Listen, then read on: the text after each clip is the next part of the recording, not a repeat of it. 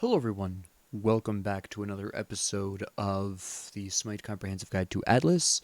This is a short match. You can see by the timestamp here the enemy team surrendered pretty quickly here. There are a couple of reasons for this, but it is an excellent demonstration of both the pros and the cons of starting with the Warrior's Axe, because I start with it here very specifically due to the enemy team composition. In this particular case, you can see they have two warriors on their team, Horus, Guan Yu, and then they have a third tank in the form of Bacchus. Now, it turns out in this match, I don't know this at this particular point, it turns out that Bacchus is their jungler. I was actually anticipating that Guan Yu or Horus would be. However, nevertheless, despite that, I choose to start with Warrior's X very specifically because I understand that my team will need a little bit more damage than normal due to the unusually high tankiness of this team, because even with Bacchus as a jungler building damage, he still has some inherent tankiness. He's got passive protection increase and damage mitigation increases. So even as a jungler, he's going to be more durable than the average assassin, especially once you take in his higher baseline HP and protections.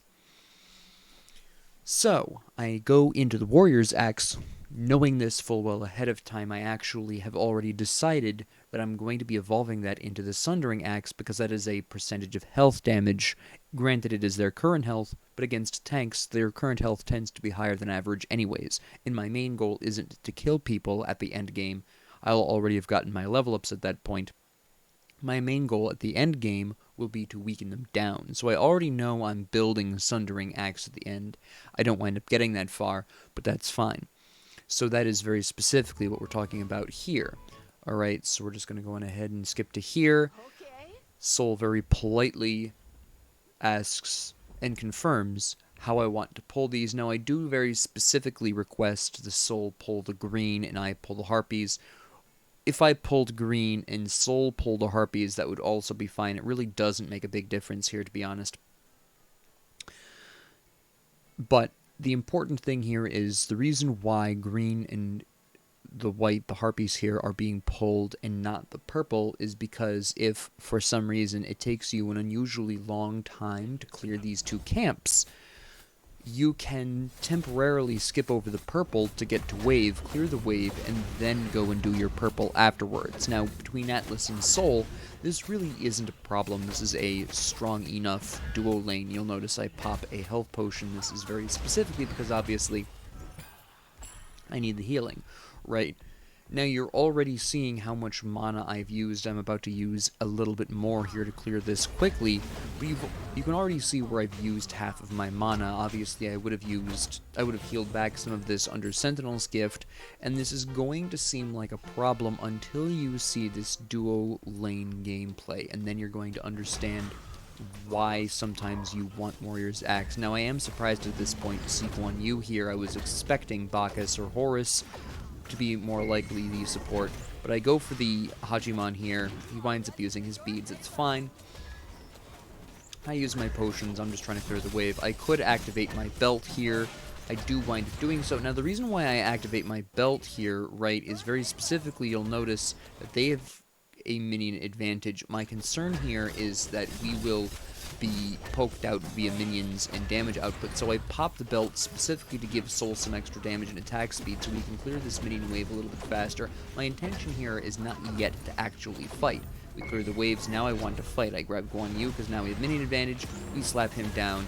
I of course have the extra damage on the Warrior's Axe, and Guan Yu just kind of stands there. I'm not really sure why he just stood there, but you can see the drastic, I'm going to go back a little bit here, because you can see, here's the yellow numbers for the Warrior's Axe, so he's got some extra damage there, and then in 10 seconds I'm going to be getting some more damage, right? So we clear the wave, great.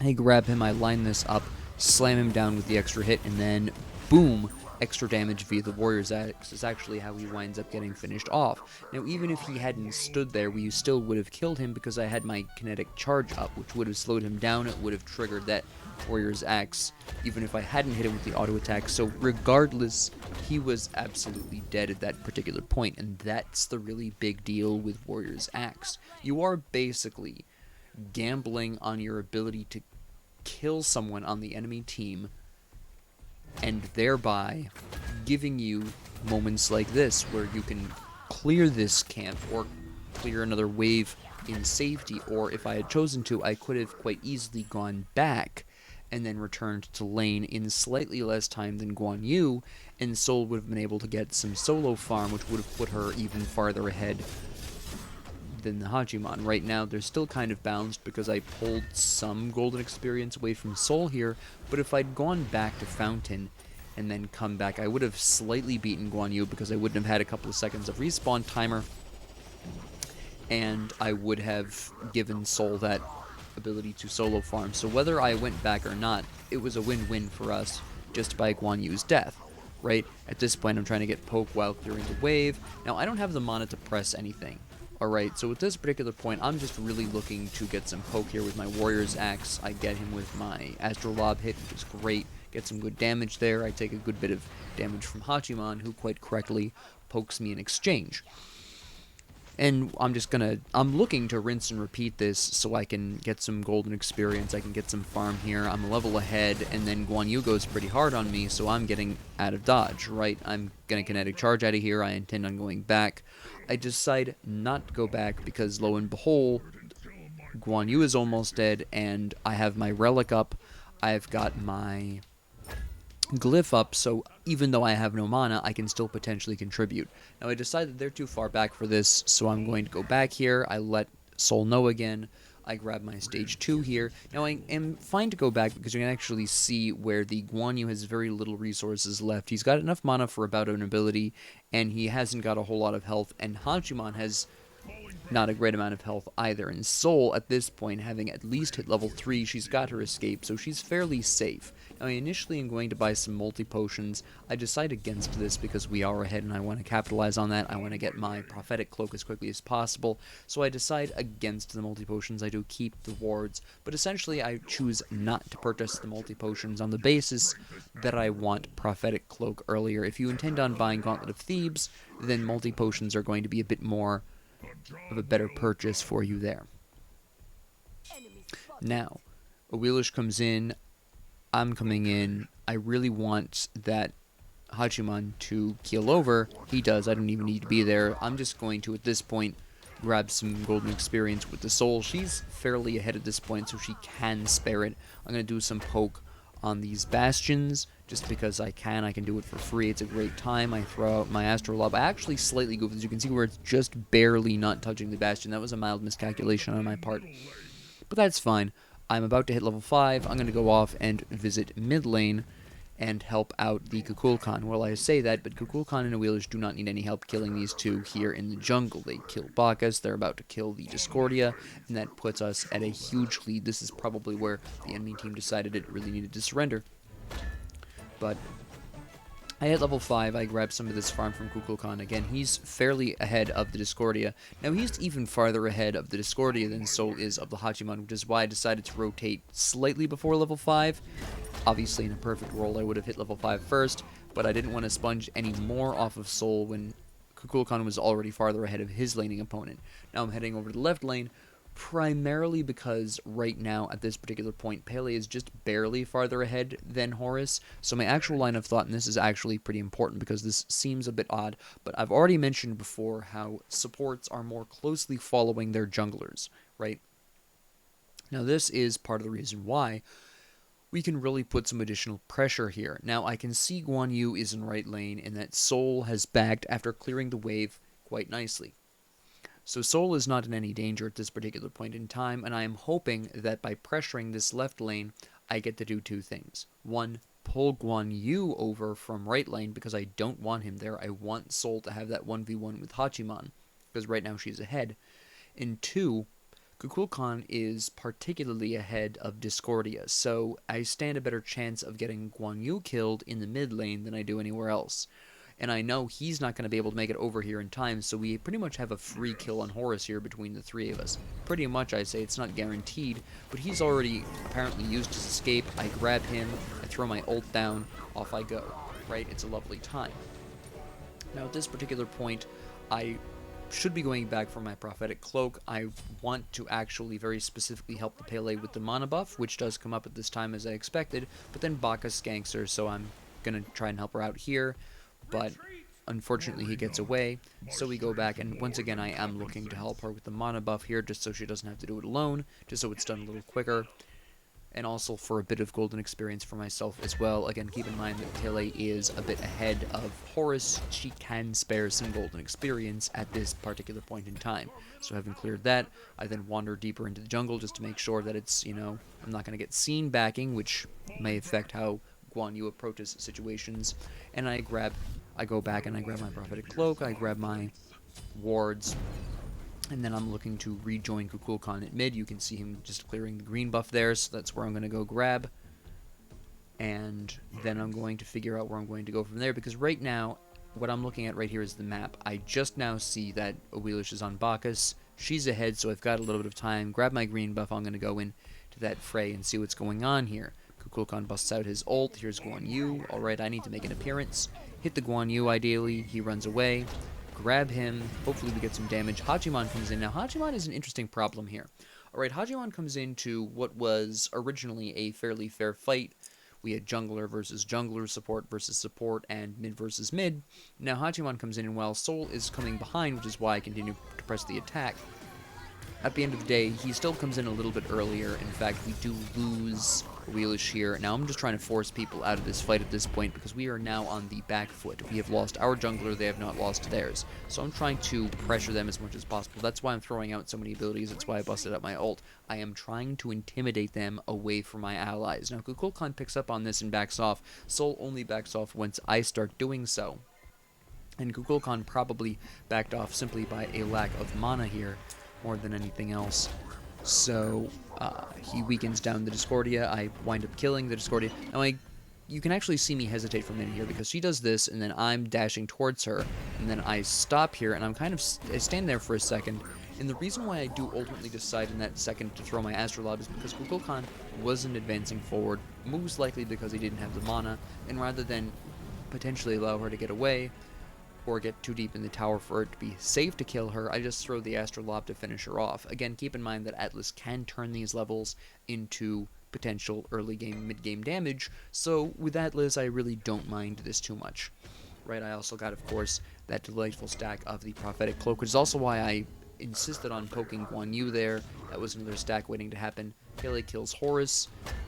And I'm seeing this, and I'm not going to be able to get to Pele in time to save her from Bacchus, but she doesn't need it. She does actually survive. This is probably because she is very ahead of the Bacchus at this point, who is only level 6. And she is decently ahead of the Horus. Accidentally kill the Discordia. Bit of a problem. I do apologize for that one because that wasn't my intention, but it's not that big of a deal. Kukulkan picks up the Guan Yu. Right, and this is actually a fairly interesting fight, because if you actually look at it, right, here's Guan Yu, who has no mana, and Discordia, who gets some poke on me. Okay, that's fine. Kukulkan goes into the jungle really quick. I realize that he's trying to set up for an ambush, so I don't follow him. He lands some great abilities. He lands a fantastic ult, and I don't know how they didn't see that coming. I've seen this strategy a lot from particularly savvy mids. So he really cleans up with that absolutely fantastic ult. That was primarily a great ult use there. He uses the jungle to close that distance and increase the probability his ult will hit, which is an absolutely fantastic move. Again, I'm not sure how they didn't see that coming, but great strategy by this Kukulkan. Now, I'm working towards, very specifically, not Stone of Binding yet, although it is a great item. I am actually very specifically looking for the middle one, whose name I can't remember, and the reason why is very specifically because of that MP5. Again, I am using the Warrior's Axe. You've seen me struggle with mana throughout this match so far, which is why I uploaded this, is to highlight that, and also the incredible damage output I'm able to bust out, and that was, of course, the Bacchus giving up. And they surrender pretty quickly after this. Actually, you can also see where I mistime my ult a little bit there. Right, I bust out my ult, I get the, I have 3 seconds here, 2 seconds, 1 second, and it takes... I mistimed it by a second, unfortunately. I could have gotten an additional stack there if I'd waited just 1 more second. That was due to my impatience. a mild mistake, but still, it was a potential stack for my prophetic cloak that I missed out on there. And also a great example of how the prophetic cloak can be stacked very easily on Atlas. Unfortunately, we do lose Kukulkan here, because he, of course, lost a lot of life to the box, which is good awareness by the Discordia, by the way. The awareness of her to press that attack after the Bacchus died was a pretty good move. And now Guan Yu and I are basically just going to stare at each other. I wasn't sure I was going to kill that minion at first with my passive, but I decided to go for it. But at this particular point, I just intend on farming stacks off of Guan Yu and holding the wave, basically. Not the wave, the lane. I grab another stack there, which is great. I'm a third of the way through with my physical stacks. Love to see it. Here's Discordia back, so I'm looking to clear out as soon as I'm done with these waves. She gets some poke, but that's fine. It's not her main intention. I'm moving left here specifically because, well, originally the reason why I was moving left, I really quickly want to talk about this because my thought process here was very specific, is because Pele is so far up. I have no idea right now where Bacchus is. I have no idea where Horus is. I am concerned that even though Pele is so high in level at this particular point, right, you can actually see she's level 12 compared to the level 9 Horus or the level 7 Bacchus. It's still very possible that a two-man slap from a combined Horus-Bacchus attempt, especially if ults are involved by both of them, that they could take her down and give them a really great return in golden experience, because obviously she is quite a decent bit ahead of them at this particular point in time. So I am concerned about this, and I want to make sure this does not happen. So that is why, very specifically, I am rotating over there, but of course they surrender. Now I'm going to talk very briefly about the items, although obviously with such a short match there isn't that many items to talk about here, but I do really quickly want to bring up just generally some early game purchasing decisions by some people, just so that way you understand the full context here of what was really going on, especially since they had a bit of an unusual team comp. And I also want to talk about team comp because I don't think enough people, oops, just a hair too early, I don't think enough people talk about team comp. Okay, now we had a pretty standard team comp. The only real change here is that we had an assassin in our solo lane rather than a warrior. What this means basically is we had a higher damage solo laner than we normally would, which is a great thing for their team comp, which is a little tankier than normal. Again, we have that Bacchus playing the jungle role, right? Now you can also see where the Horus was going with basically a slightly altered version of the auto attack build that I talked about in my comprehensive guide to Horus build episode, except he's using Bluestone here instead of Warrior's Axe. I personally prefer Warrior's Axe because those protections early game really can go a long way, in my opinion. Also, with the way that people are rotating a little bit more frequently in this meta, I do value that magic protection a little bit more because it's not as unusual to see the enemy mid laner come and gank you in solo lane. It's becoming a bit more frequent, so it is nice to have those magic protections in case that does happen. But it is something, Bluestone is an acceptable option here. Given that his laning opponent was Pele, he probably should have gone for the Warrior's Axe to double down on the protections, because of course the Pele is going to hit harder than Horus. First off, you have to keep in mind that she's got 3 abilities that deal damage compared to Horus's 2. Yes, he does have the self-heal that increases his protections, but honestly, in the midst of combat, that is a very small heal and a very small protection boost, and not a whole lot of people are investing a ton of points in that for that reason. So if he'd chosen Warrior's Axe, he probably would have fared considerably better in that particular matchup due to that. Alright?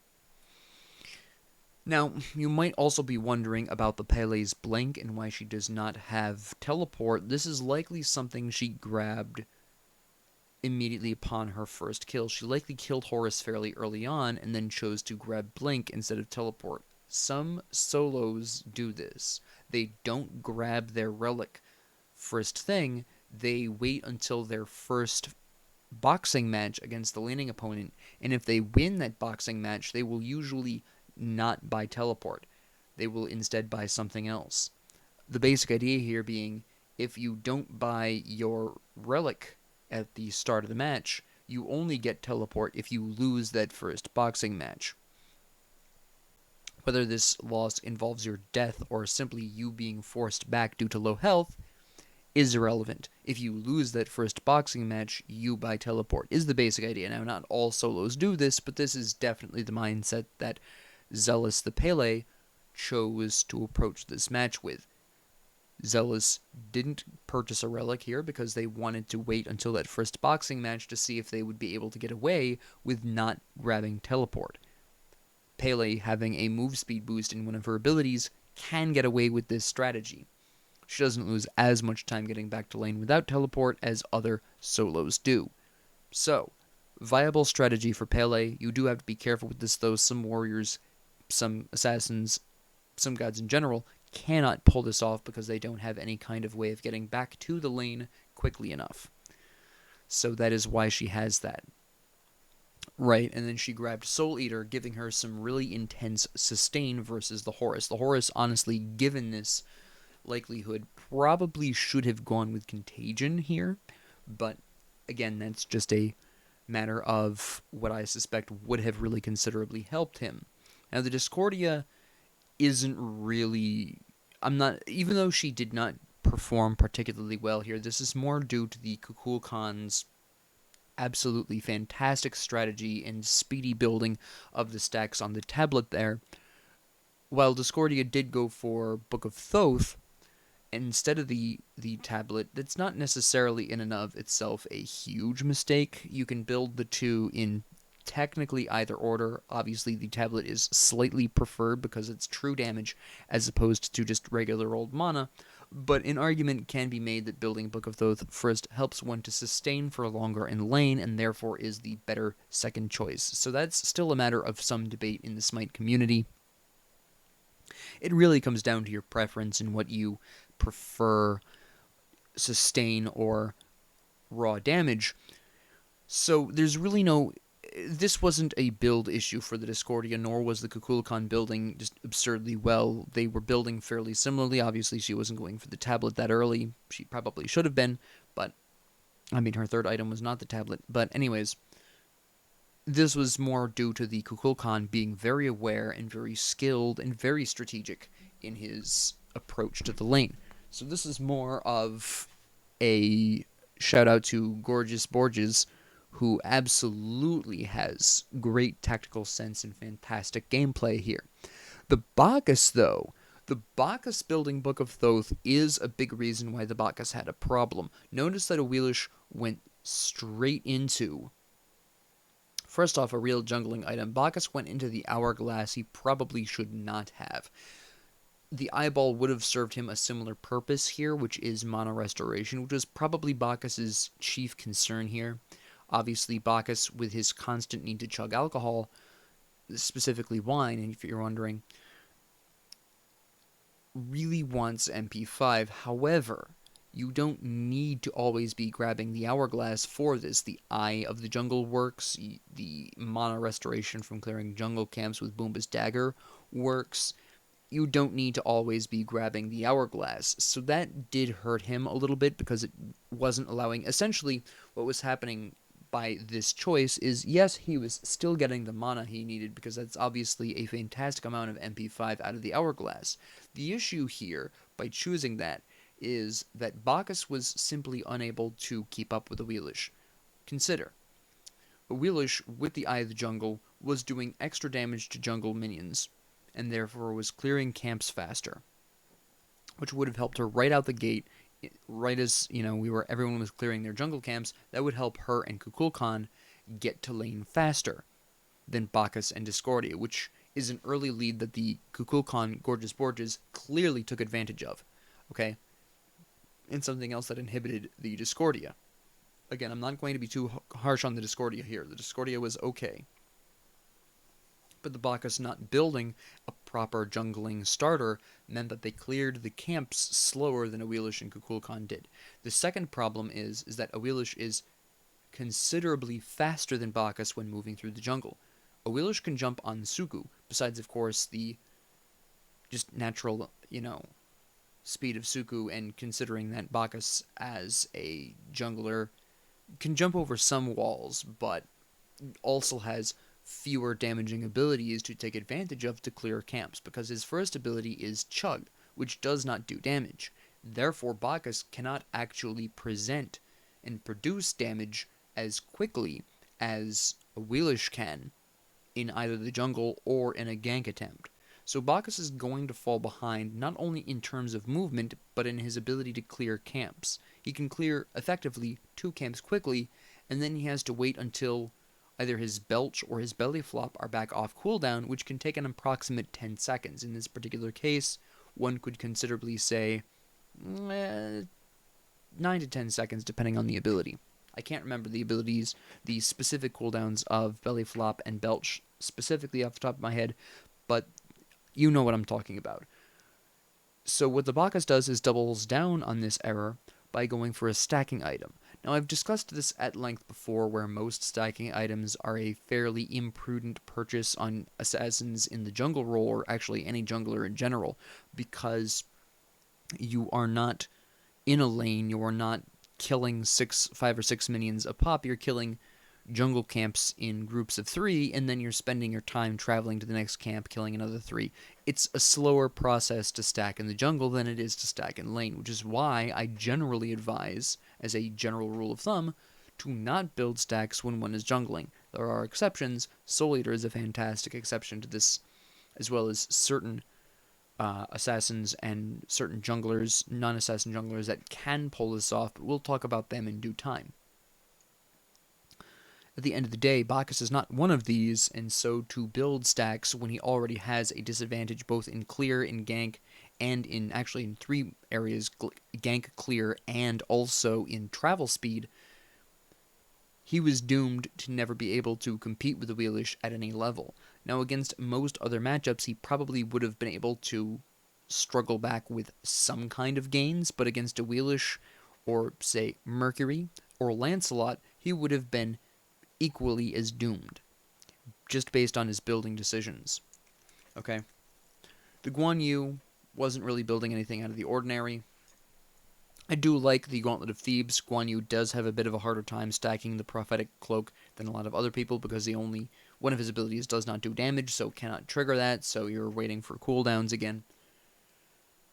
Which may or may not work, it really depends. The cooldowns aren't a huge issue on Guan Yu, but at the end of the day, considering how quick his cooldowns are offline, that's not really a huge problem, right? But I do understand why he would approach this match with these specifics of Gauntlet of Thebes. Again, also considering that they had Bacchus as a jungler, they probably weren't going to need, in theory, as much tankiness, so Prophetic Cloak might have seemed a bit of an extreme item for Guan Yu in this circumstance. The Hachiman, outside of the choice of building Aussie first, which I can understand, I actually don't have a criticism of this. It's not something I see well, okay, I have to say I've been seeing this increasingly often, but it's still not the main thing. A lot of people, when building lifesteal, do prefer to go into Devourer's Gauntlet. Yes, it's got more stacks now, it's a little slower to stack, but it is more lifesteal. But Aussie is becoming more popular due to the fact that it offers the attack speed, it offers that passive, it offers a bit more power now than it used to, and I believe it still offers penetration. Don't quote me on that, I can't remember off the top of my head. I think it still offers some flat penetration, which makes it particularly useful in the early game. Alright, so not a bad pickup at all. Basically, Soul was pulling the same stunt, but with Bancroft's Talon. Neither of their builds are particularly outstanding or different in any way, shape, or form, but I particularly wanted to talk about the Bacchus and the Horus, because their builds really didn't reflect an awareness of their opponent. Now, the Bacchus could reasonably have expected that a Wheelish was going to be his jungling opponent. Horus might have been unsure. It could have been Pele. It could have been me. It could have been a whole bunch of people. People have done weirder things than put Soul in the solo lane, for instance. So I can understand why the Horus would be a little bit unknowing of who his laning opponent could be, although given our team composition, Pele was the logical choice here. But Bacchus absolutely should have known, and absolutely should have known better than to grab the Hourglass as his starter item when either of the two main jungling starter items would have served him better and helped him clear faster, something Bacchus desperately needs, as he does not clear as quickly as a lot of his competition. And I should know because I've put a lot of research into Jungle Bacchus. He needs a little bit of extra help on that score, and the Hourglass is just not the solution. You need a genuine jungle starter item to make that work, and he didn't build that here, and then he doubled down on that mistake with a stacking item. Okay? That is the crux of his issues there. And then Awelish was basically able to run rampant over everyone. And because Sol and I were doing so well in the early game, partially due to the fact that Sol played great, and partially due to the fact that I was presenting more than normal damage due to Warrior's Axe, we didn't need the help over there, right? So, Awelish was free to focus on mid and solo lane. So, I specifically released this episode to talk very much, as I talked about in this match, the pros and cons of Warrior's Axe. Basically, it comes down to the example early on with the first kill on Guan Yu, the great early game damage boost it provides you, but the downside is you really have some more serious mana management problems that you wouldn't have, or you wouldn't have as badly if you had Sentinel's Gift. So I really put this up as, well, here's what the early game with Warrior's Axe looks like, and here are the pros and cons of this, right? So just to kind of keep you aware, I talked quite extensively about the benefits of Warrior's Axe, but I think it's a different thing to see them in action, and it's particularly egregious and particularly challenging in the early game when you haven't got the items to build up that MP5 yet, right? So, here's that. So with that being said, thank you all very much for joining me. If you liked this, please like and subscribe. If you didn't, please ignore me. And if you have any comments, questions, concerns, ideas, suggestions, or requests, please leave them down in the comment section below. And thank you all very much for joining me, and have a great 24 hours.